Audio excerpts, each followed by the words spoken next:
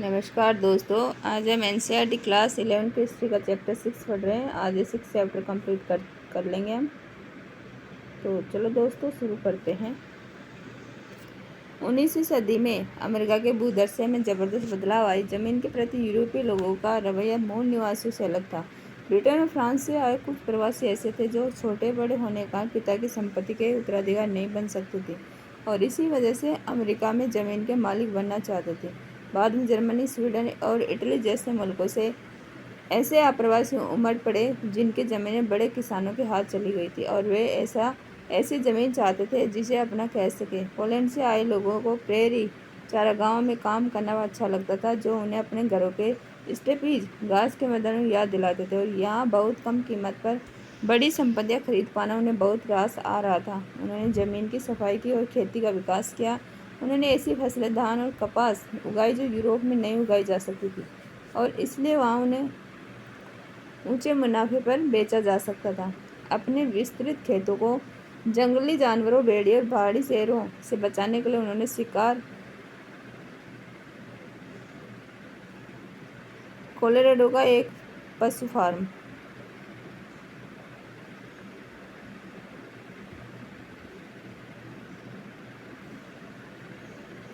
के जरिए उनका सफाई कर दिया। 1873 में कंटीले तारों की खोज के बाद ही वे अपने को पूरी तरह सुरक्षित महसूस कर पाए। घर के बाहर काम करने के लिहाज से दक्षिण इलाके की जलवायु यूरोपीय जनों के लिए काफ़ी गर्म थी और दक्षिण अमेरिकी उपनिवेशों का यह अनुभव रहा था कि दास बनाए गए मूल निवासी बहुत बड़ी संख्या में मौत के शिकार हुए थे। इसलिए बागान मालिकों ने अफ्रीका से दास खरीदे। दास प्रथा विरोधी समूह के विरोध के चलते दासों के व्यापार पर तो रोक लग गई, लेकिन जो अफ्रीकी संयुक्त राज्य अमेरिका में थे वे और उनके बच्चे दास ही बने रहे। संयुक्त राज्य अमेरिका के उत्तरी राज्यों ने जहां अर्थतंत्र बागानों पर और इसीलिए दास प्रथा टिका हुआ नहीं था, दास प्रथा को खत्म करने के पक्ष में दलीलें दी और उसे एक अमानवीय प्रथा बताया। 1861 में दास प्रथा को जारी रखने वाले उसके खात्मे की वकालत करने वाले राज्यों के बीच युद्ध हुआ। दास विरोधियों की जीत हुई। दास प्रथा खत्म कर दी गई। हालांकि अफ्रीकी मूल के अमेरिकियों को नागरिक स्वतंत्रताओं के लिए अपने संघर्ष में विजय 20वीं सदी में आकर ही मिल पाई और तभी स्कूलों तथा ट्रेनों बसों में उन्हें अलग रखने की व्यवस्था समाप्त हुई। कनाडाई सरकार के सामने एक समस्या थी जो लंबे समय तक हल नहीं हो पाई थी और जो मूल निवासियों के सवाल के मुकाबले ज़्यादा जरूरी प्रतीत होती थी। 1763 में ब्रिटिश लोगों ने फ्रांस के साथ हुई लड़ाई में कनाडा को जीता था। वहाँ फ्रांसीसी आबादकार लगातार स्वायत्त राजनीतिक दर्जे की मांग कर रहे थे। 1867 में कनाडा को स्वायत्त राज्यों के एक महासंघ के रूप में संगठित करके ही इस समस्या का हल निकल पाया। अपनी जमीन से मूल बासिंदों की बेदखली। जैसे जैसे संयुक्त राज्य अमेरिका ने अपनी बस्तियों का विस्तार किया, जमीन की बिक्री के समझौते पर दस्तखत कराने के बाद मूल निवासियों को वहां से हटने के लिए प्रेरित या बाध्य किया गया। उन्हें दी गई कीमतें बहुत कम थी और इसके भी उदाहरण मिलते हैं कि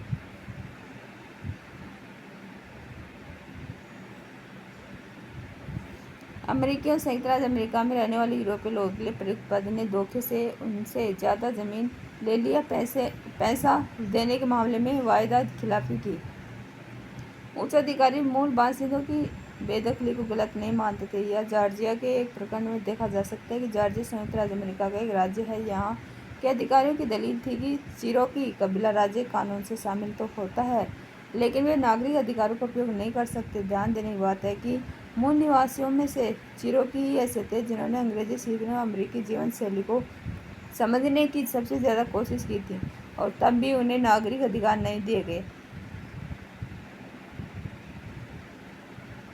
1832 में संयुक्त राज्य के मुख्य न्यायाधीश जॉन मार्शल ने एक महत्वपूर्ण फैसला सुनाया। उन्होंने कहा कि चिरोको कबीला एक विशिष्ट समुदाय है और उसके स्वायत्ताधिकार वाले इलाके में जॉर्जिया का कानून लागू नहीं होता और वे कुछ मामलों में संप्रभुता संपन्न हैं। संयुक्त राज्य के राष्ट्रपति एंड्रयू जैक्सन, जिनकी छवि आर्थिक और राजनीतिक पक्षपात के खिलाफ लड़ने वालों की थी, इंडियंस का मामला आने पर वह बिल्कुल उलट गए। उन्होंने मुख्य न्यायाधीश की इस बात का मान रखने से इनकार कर दिया और चिरोकियों को अपनी ज़मीन से हाँककर इस विस्तृत अमेरिकी मरुभूमि ग्रेट अमेरिकन डेजर्ट की ओर खदेड़ने के लिए अमेरिकी फौज भेज दी, जिन 15,000 लोगों को वहां से हटने पर मजबूर किया गया।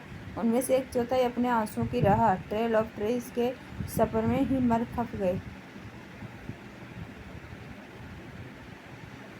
जिन लोगों ने पहले से रहने वाले कबीलों की जमीन ले ली, वे इस आधार पर अपने को उचित ठहराते थे कि चूंकि मूल निवास जमीन का अधिकतम इस्तेमाल करना नहीं जानते, इसलिए वह उनके कब्जे में रहने ही नहीं चाहिए। वे इस बिना भी मूल निवासियों की आलोचना करने के व्यालसी हैं, इसलिए बाजार हेतु उत्पादन करने में अपने शुल्क का इस्तेमाल नहीं करते। अंग्रेजी सीखने और ढंग के कपड़े, जिनका मतलब था यूरोपीय जैसे कपड़े पहनने में उनकी दिलचस्पी नहीं है। कुल मिलाकर उनका कहना यह था कि वे मर खपने लायक हैं। खेती की जमीन निकालने के लिए प्रेरी साफ की गई और जंगली भैंसों को मारा गया। एक फ्रांसीसी आगंतुक ने लिखा, आदिम जानवरों के साथ साथ आदिम मनुष्य लुप्त हो जाएगा।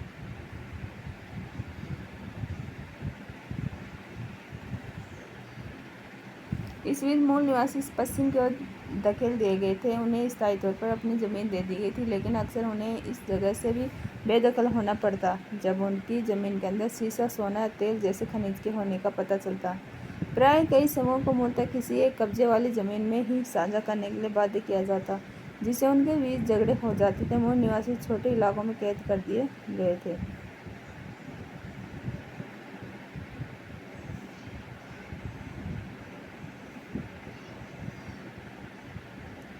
जिन्हें रिजर्वेशंस आरक्षण कहा जाता था। ये प्राय ऐसी ज़मीन होती थी जिसके साथ उनका पहले से कोई रिश्ता नहीं होता था। ऐसा नहीं है कि अपनी ज़मीन इन्होंने बिना लड़े छोड़ दी हो। संयुक्त राज्य की फौज ने 1865 से 1890 के बीच विद्रोह की पूरी श्रृंखला का दमन किया था। कनाडा में 1869 से 85 के बीच मेटिसो यूरोपीय मूल निवासी वंशज के सशस्त्र विद्रोह हुए थे, लेकिन इन लड़ाइयों के बाद उन्होंने हार मान ली थी।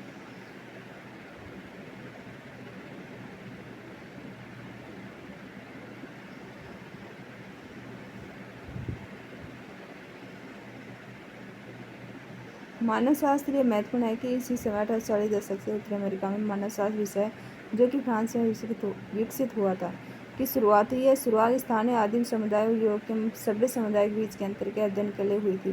कुछ मानवशास्त्रियों ने यह स्थापित किया कि जिस तरह यूरोप में आदिम लोग नहीं पाए जाते, उसी तरह अमेरिकी मूल निवासी भी समाप्त हो जाएंगे। मूल निवासी का एक घर 1862 को अतिथियों ने इसे पहाड़ों के बीच से ले जाकर व्योमिंग के एक संग्रहालय में रखा।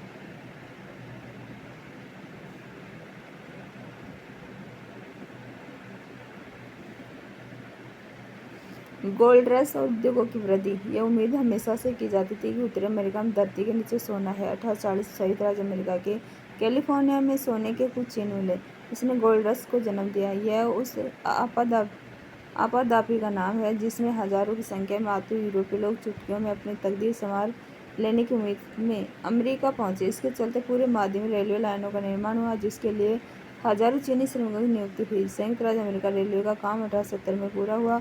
कनाडा की रेलवे का 1850 में एंड्रयू कार्नेगी ने, जो स्कॉटलैंड से आया हुआ एक गरीब अप्रवासी, संयुक्त राज्य अमेरिका के पहले करोड़पति उद्योग स्वामियों में से एक था, कहा, पुराने राष्ट्र घोंघे की चाल से सरकते हैं, नए गणराज्य किसी एक्सप्रेस की गति से दौड़ रहा है। इंग्लैंड में औद्योगिक क्रांति के एक खास समय में होने के पीछे एक कारण यह भी था कि छोटे खेती में बड़े किसानों के हाथों अपनी जमीन से वंचित होकर कारखानों की नौकरी की ओर मुड़ रहे थे। उत्तरी अमेरिका में उद्योग कई अलग तरह के कारणों से विकसित हुए। रेलवे के साथ सामान बनाने के लिए, ताकि दूर दूर की जगहों को तीव्र परिवहन के द्वारा जोड़ा जा सके, और ऐसे यंत्रों का उत्पादन करने के लिए जिनसे बड़े पैमाने की खेती को आसान बनाया जा सके। संयुक्त राज्य अमेरिका और कनाडा दोनों जगहों पर औद्योगिक नगरों का विकास हुआ और कारखानों की संख्या तेजी से बढ़ी। 1860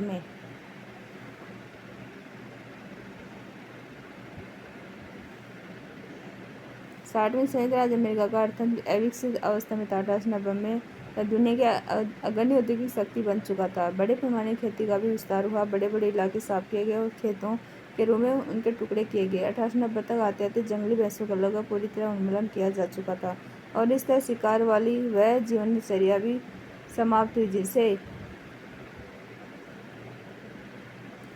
मूल बासिंदे सदियों से जीते आ रहे थे। 1892 में संयुक्त राज्य अमेरिका का महाद्वीपीय विस्तार पूरा हो चुका था। प्रशांत महासागर और अटलांटिक महासागर बीच का क्षेत्र राज्यों में विभाजित किया जा चुका था। अब कोई फ्रंटियर नहीं आ रहा, जो कई दशकों तक यूरोपीय आबादकारों को पश्चिम की ओर खींचता रहा था। कुछ ही वर्षों के भीतर संयुक्त राज्य अमेरिका, हवाई और फिलीपींस में अपने उपनिवेश बचा रहा था। वह एक साम्राज्यवादी शक्ति बन चुका था। संवैधानिक अधिकार। आबादकारों ने 1770 के दशक में आज़ादी के अपने संघर्ष में लोकतांत्रिक भावना के जिस नारे के तहत एकजुटता बनाई थी, वही ही पुरानी दुनिया। ऊपर संयुक्त राज्य अमेरिका द्वारा आप्रवासियों का स्वागत संग रंगीन छपाई 1909। नीचे प्रेरी पर एक पशु फार्म, जो कि गरीब यूरोपीय आप्रवासी का सपना होता था। कैमरा चित्र।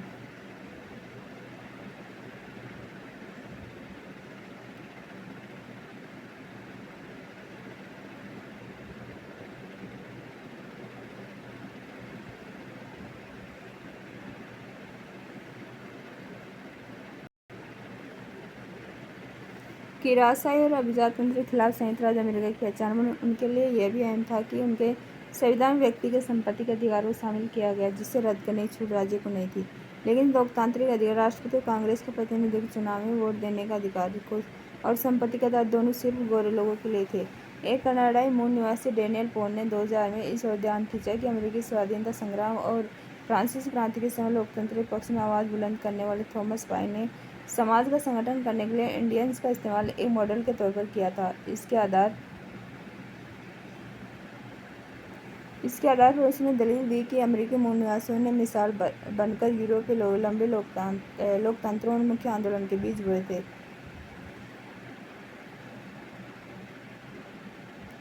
बदलाव की लहर। 1920 के दशक तक संयुक्त राज्य अमेरिका और कनाडा के मूल निवासियों के लिए कुछ भी बेहतर होना शुरू नहीं हुआ। संयुक्त राज्य अमेरिका की समस्त जनता को प्रभावित करने वाली बड़ी आर्थिक मंदी से कुछ साल पहले 1928 में समाज वैज्ञानिक लेवाइस मेरियम के निर्देशन में संपन्न हुआ एक सर्वेक्षण प्रकाशित हुआ, the problem of Indian administration, जिसमें रिजर्वेशन में रह रहे मूल निवासियों की स्वास्थ्य एवं शिक्षा सुविधाओं की दरिद्रता का बड़ा ही दारुण चित्र प्रस्तुत किया गया था।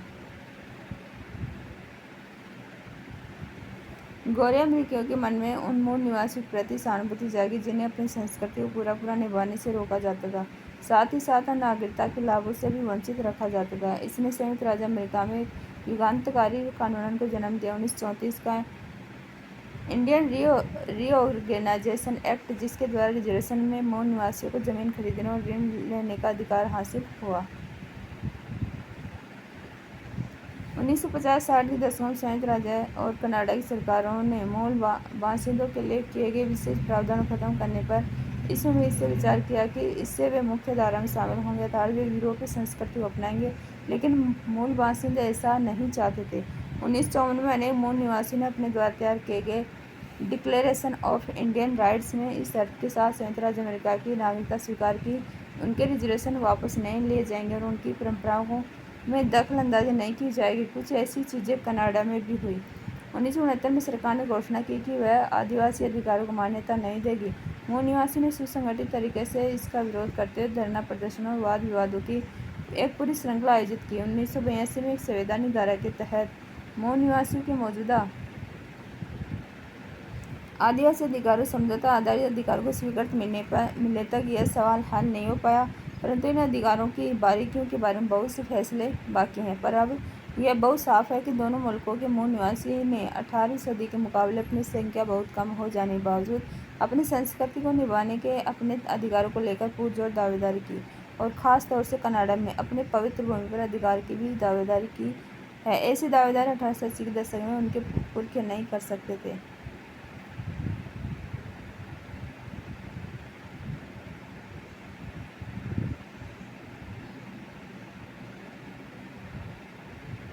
ऑस्ट्रेलिया। उत्तरी और दक्षिण अमेरिका की तरह ही ऑस्ट्रेलिया में मानवीय निवास का इतिहास लंबा है। शुरुआती मनुष्य या आदि मानव, जिन्हें एब्रोरिजिनीज कहते हैं, यह कई भिन्न समाजों के लिए प्रयुक्त एक सामान्य नाम है। ऑस्ट्रेलिया में 4,500 साल पहले आने शुरू हुए, संभवतः उससे भी पहले से। वे ऑस्ट्रेलिया के साथ एक भू सेतु से जुड़े न्यू गिनी से आए थे। मूल निवासियों की अपनी परंपराओं के हिसाब से वे ऑस्ट्रेलिया आए नहीं थे। बल्कि हमेशा से यही थे। बीती सदियां स्वप्नकाल कही जाती थी। इस कथन को समझना यूरोपीय लोगों के लिए मुश्किल था, क्योंकि इसमें अतीत और वर्तमान का अंतर धुंधला हो जाता था।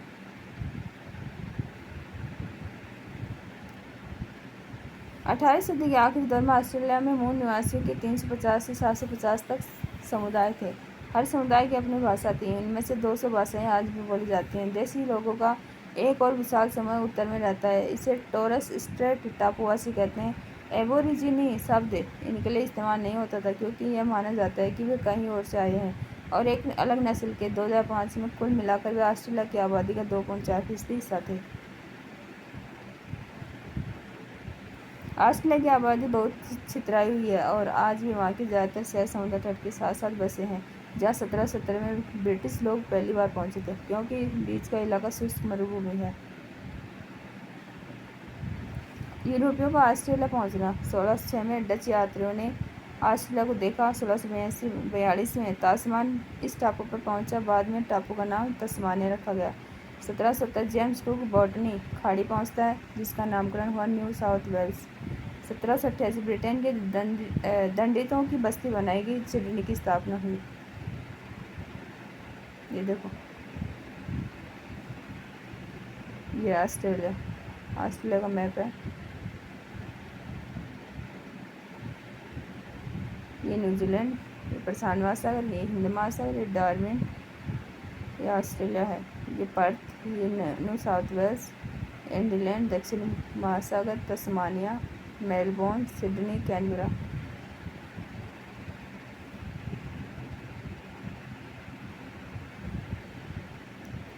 ऑस्ट्रेलिया में यूरोपीय आबादकारों मूल निवासियों जमीन के बीच आपसी रिश्तों का किस्सा उत्तरी और दक्षिण अमेरिका के किस्से से कई बिंदुओं पर मिलता जुलता है। हालांकि इसकी शुरुआत 300 साल बाद हुई। मूल निवासियों के साथ हुई मुलाकात को लेकर कैप्टन कुक और उसके जत्थे के आरंभिक ब्यौरे मूल निवासियों के दोस्ताना व्यवहार के बारे में उत्साहपूर्ण है, लेकिन जब एक मूल निवासी ने कुक की हत्या कर दी, हवाई में ऑस्ट्रेलिया में नहीं, तब ब्रिटिशों का रवैया पूरी तरह से उलट गया। जैसा कि प्राय होता है कि इस तरह की घटना औपनिवेशिक ताकतों द्वारा बाद में दूसरों के खिलाफ किए गए हिंसक व्यवहार का औचित्य साबित करने के लिए इस्तेमाल की गई।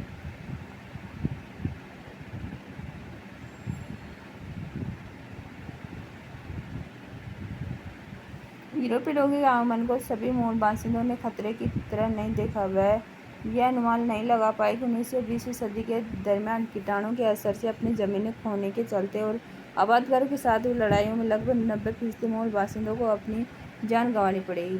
ब्राज़ील में पुर्तगाली कैदियों को बसाने का प्रयोग तब जाकर बंद कर दिया गया जब उनके हिंसक बर्ताव ने मूल निवासियों को प्रतिहिंसा पर उतारू कर दिया। ब्रिटिशों ने स्वतंत्र होने तक अमेरिकी उपनिवेशों में यही तरीका अपनाया और फिर उसे ऑस्ट्रेलिया में जारी रखा। ऑस्ट्रेलिया के ज़्यादातर शुरुआती आबादकार इंग्लैंड से निर्वासित होकर आए और उनके कारावास पूरा होने पर ब्रिटेन वापस न लौटने की शर्त पर उन्हें ऑस्ट्रेलिया में स्वतंत्र जीवन जीने की इजाज़त दे दी गई। अपने क्षेत्र से इतने भिन्न इस इलाके में किसी भी तरह के सहारे के बगैर जीवन यापन करने के लिए उन्होंने खेती के लिए ली गई जमीन से मूल निवासियों को निकाल बाहर करने में कोई झिझक नहीं दिखलाई। ऑस्ट्रेलिया का विकास। 1850 ऑस्ट्रेलियाई बस्तियों को स्वशासन का अधिकार। 1851 चीनी कुलियों का आप्रवास 1850 में कानून बनाकर इसे रोका गया। 1861 गोल्ड रश। 1901 6 राज्यों को लेकर ऑस्ट्रेलियाई संघ का निर्माण। 1911 कैनबरा राजधानी बनाई गई। 1948 में 20 लाख यूरोपीय लोग ऑस्ट्रेलिया में आकर बस गए।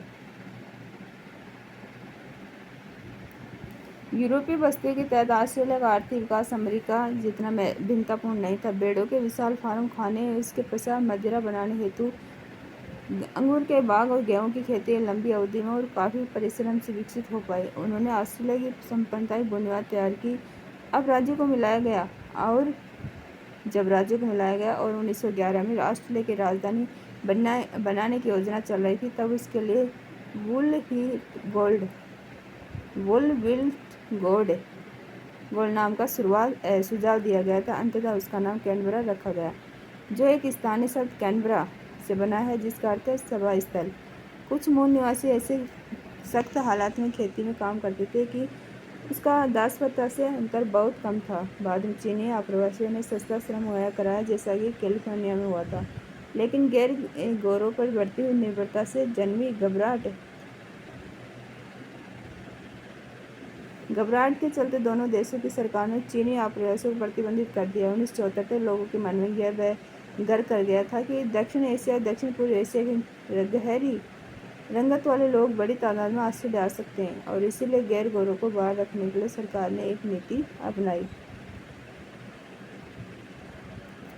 बदलाव की लहर। 1968 में एक मानवशास्त्री W.E.H. स्टर्नर के एक व्याख्यान से लोगों में बिजली की तरंग सी दौड़ गई। व्याख्यान का शीर्षक द ग्रेट ऑस्ट्रेलियन साइलेंस, महान ऑस्ट्रेलिया चुप्पी, इतिहासकार के मूल निवासियों के बारे में चुप्पी थी। 1970 के दशक से उत्तरी अमेरिका की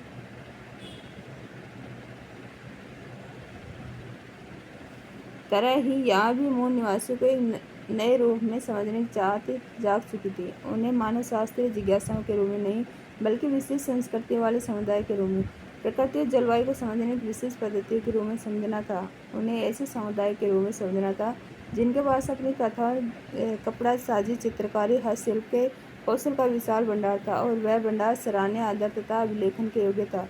इन सब की तय में वह जरूरी सवाल था जिसे आगे चलकर हेनरी रेनॉल्ड्स ने अपनी प्रभावशाली पुस्तक व्हाट वरंट वी टोल्ड हमें बताया क्यों नहीं गया में सामने रखा। इस किताब में ऑस्ट्रेलियाई इतिहास लेखन के उस डर्रे की भर्त्सना की गई थी जिसमें कैप्टन कुक की खोज से ही इतिहास की शुरुआत मानी जाती थी।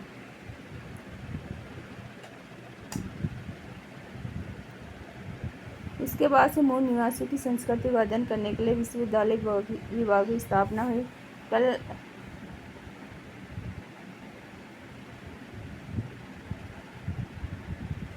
कला दीर्घाओं, आर्ट गैलरीज में देसी कलाओं की दीर्घाएं शामिल की गई। देसी संस्कृति को समझने वाले कल्पनाशील तरीके से सज्जित कमरों के लिए संग्रहालयों में जगह बनाई गई और मूल निवासियों ने अपने हिस्सों को लिखना शुरू किया। यह सब एक अद्भुत प्रयास है। यह प्रयास समय रहते शुरू हो गया। अगर मूल निवासियों की संस्कृति की अनदेखी बदस्तूर जारी रहती तो इस समय तक उसका काफ़ी कुछ इस समर्थ की गर्त में जा चुका होता। 1974 में बहु संस्कृतिवाद ऑस्ट्रेलिया की राज की नीति रही है जिसने मूल निवासी संस्कृति और यूरोप तथा एशिया के आप्रवासियों को भांति भांति की संस्कृति को समान आदर दिया है।